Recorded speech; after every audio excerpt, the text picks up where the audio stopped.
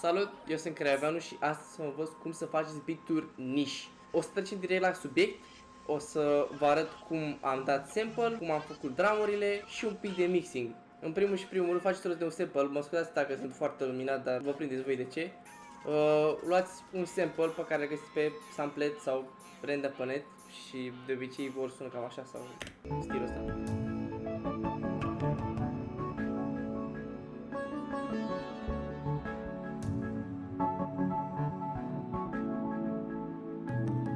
Sună foarte niche, foarte underground, foarte miraculos. Și de obicei pe la jumătate o să găsiți și vocale asiatice, după cum vedeți asta este, adică așa o să găsiți vocale de genul.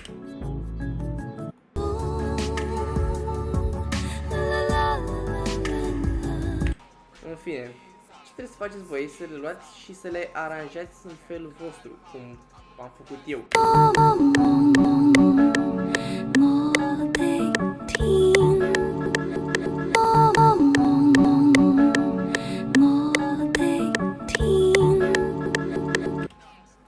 Eu de exemplu l-am luat, mi-am dat un pic, l-am modificat doar un pic, i-am ridicat un pic pitch-ul și practic i-am modificat timpul, i-am dat multiply, vă prindeți voi ce am făcut, am dat trece acolo, da? Așa.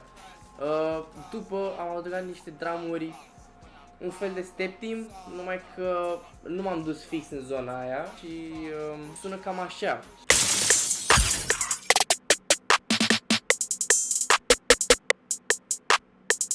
Acum vă recomand să adăugați și shakere sau ceva acolo, niște ear candy, ceva, știi ce zic?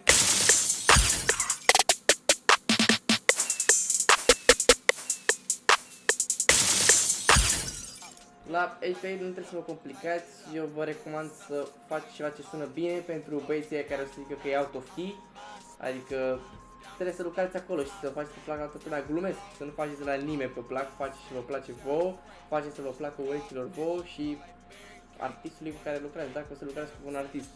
Eu acum sper să fie încheie pentru hateri.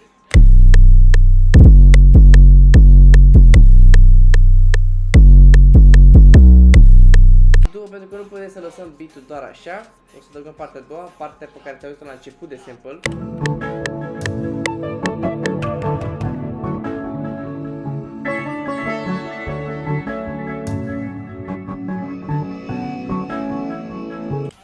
Și o să, vă rog să modificați drumurile sau ce puteți să adăugați drumuri noi. Eu de că le-am modificat.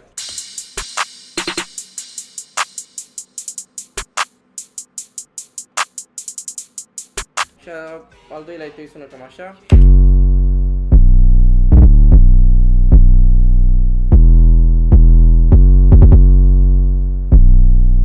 Acum trecând pe partea de mixing, sunt foarte basic.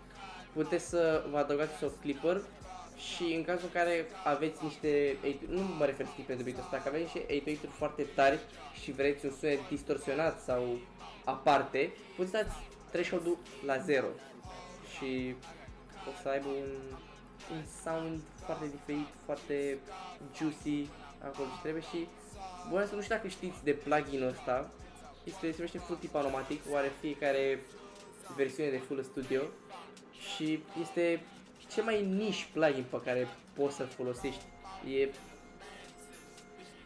E ce trebuie. Doar hai să dăm play și dacă vă plac tutorialele de genul, nu uitați să dați un follow pe Insta, pe TikTok, pe acolo fac foarte multe tutoriale și eu am fost Creaveanu, salut!